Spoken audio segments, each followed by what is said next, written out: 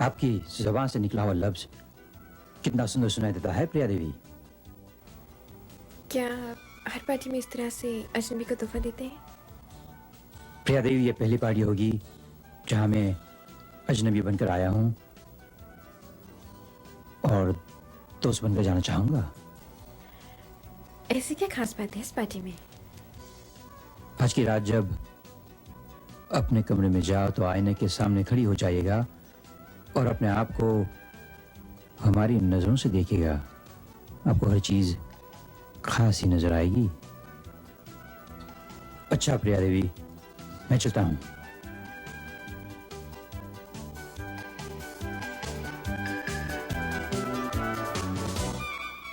प्रिया, प्रिया, हाँ? कहाँ हो गई थी? कहीं भी तो नहीं।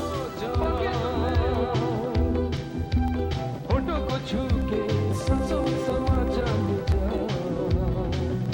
ओ महबूबा।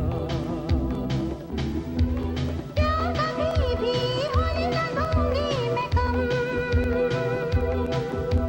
पाया है तुमको और पाऊंगी मैं हर जन्म, मेरे सनम।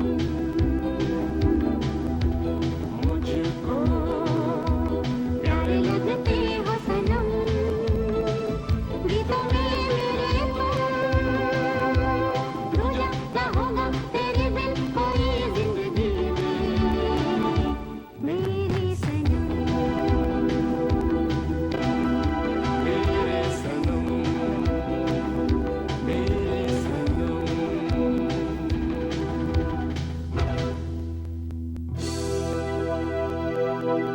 अच्छा तुम आ गई, क्योंकि मैं भी तुमसे कुछ कहना चाहता हूं। कितना फर्क है इस वक्त में उस वक्त में। उस वक्त मैंने तुम्हारा वो स्वरूप देखा था जिसमें प्यार, सच्चाई और अपनापन थे। मैं हर पल इस बात को महसूस करता रहता था कि तुम चमन की वो हसीन कली हो जो सिर्फ मेरे लिए बनाई गई है, सिर्फ मेरे लिए। लेकिन उस शाम जब मैं सिनेमा हॉल की ओर बढ़ा तो मैंने देखा कि तुम्हारे हाथ एक गैर के हाथों में थे। पूरे शरीर में जैसे ज्वाला भड़कने लगी थी। कुछ जिल्लत सी महसूस हुई थी मुझे, नफरत सी होने लगी थी मुझे।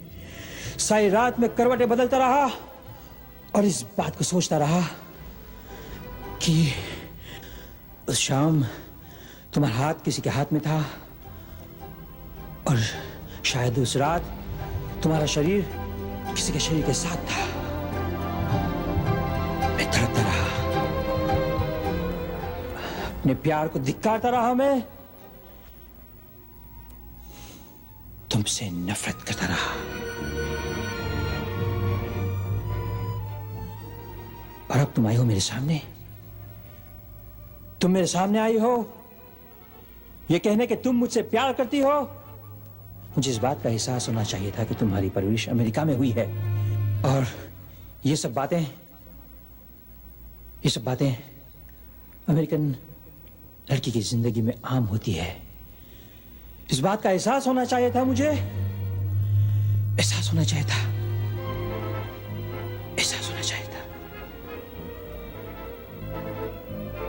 कह दो जो कहना है वो, सिर्फ 10 सेकंड तुम्हारे पास।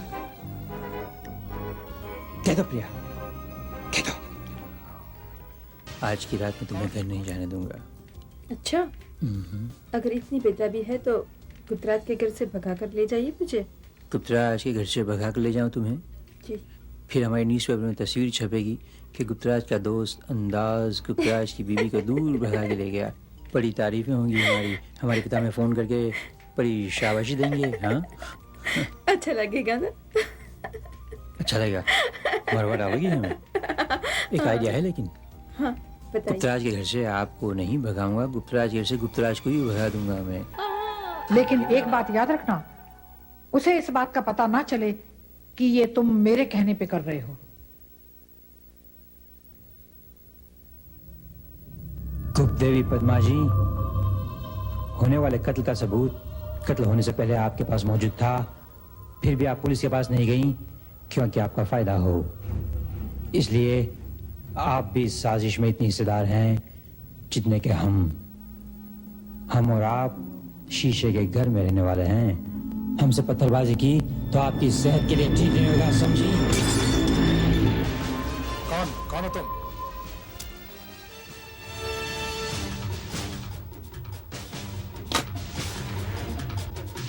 अरे अंदाज तुम, ये क्या तमाशा बना रखा है मेरे यार? यार का लफ्ज तुम्हारे मुंह से ऐसे निकल रहा है गुप्तराज जैसे लहू टपक रहा हो। बैठो, आज हम तुमसे कुछ बात करने आए हैं। क्या आप बकते हो? लगता है तुमने जो काले चश्मे पहने ना, इससे तुम्हें कुछ साफ नहीं दिखाई दे रहा। मेरी तो समझ में कुछ नहीं आ रहा तुम क्या कह रहे हो।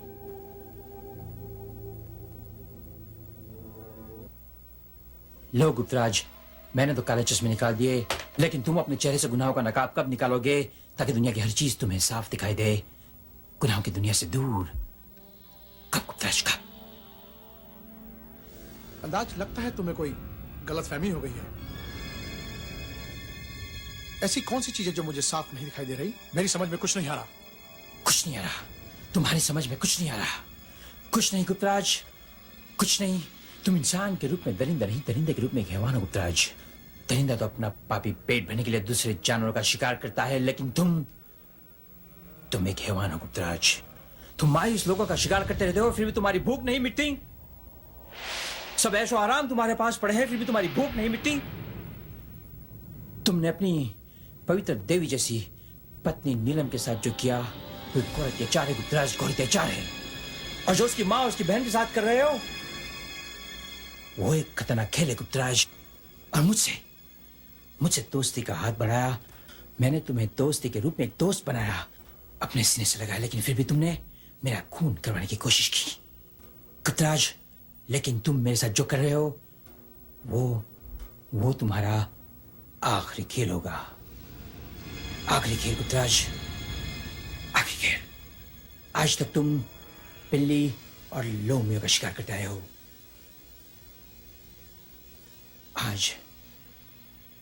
आज तुम्हारा मुकाबला एक शेर से हुआ है गुप्तराज। अब देखते हैं किसकी जीत होती है और किसकी हार। बैठा गुप्तराज। ओके, ठीक है। मैं आज तुमसे आखिरी फैसला करने आया हूं। भाई अंदाज, ये तो हम जरूर मानते हैं तुम्हारे सीने में एक शेर का दिल है, लेकिन मेरे यार तुम्हें नीलम ने बहुत भड़का दिया है। तुम बड़े भोले वाले दिल के हो, जानते हो वो तुम्हारे हाथों मुझे मरवाना चाहती है, और उसके बाद वो मेरी जायदाद की अकेली वारिस बन जाएगी, और तुम अपनी सारी जिंदगी जेल की कोठरी में चक्की पीसोगे। आज की रात मैं तुमसे कोई बहस करने नहीं आया, ना ही मैं तुमसे कोई सौदा करना चाहता हूं, समझे?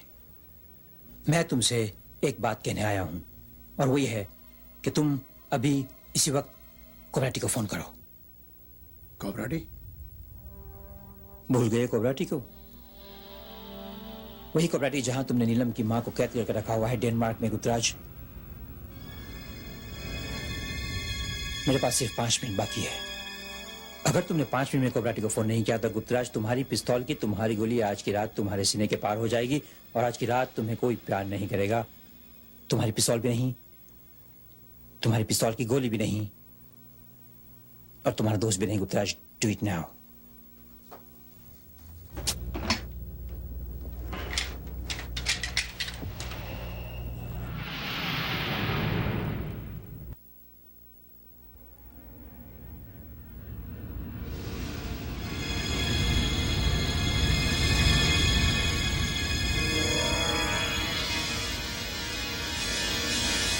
सब सर्किट्स बिजी हैं, लाइन नहीं मिल रही।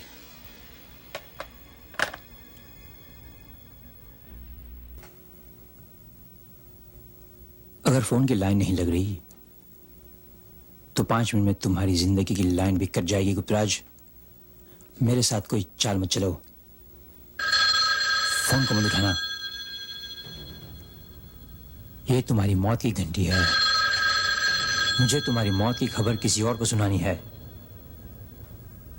ये कुछ देर में रुक जाएगी।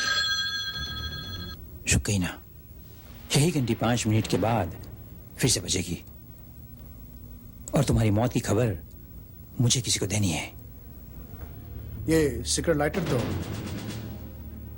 राकेश का है ना? और ये जो सिगार तुम पी रहे हो ये तो वही ब्रांड है जो राकेश पीता है। तुम्हारा इरादा क्या है? अगर एक चोर ने दूसरे चोर को मारा तो शहर में रोने वाले बहुत कम होंगे। मिस्टर गुप्तराज, फोन लगाइए।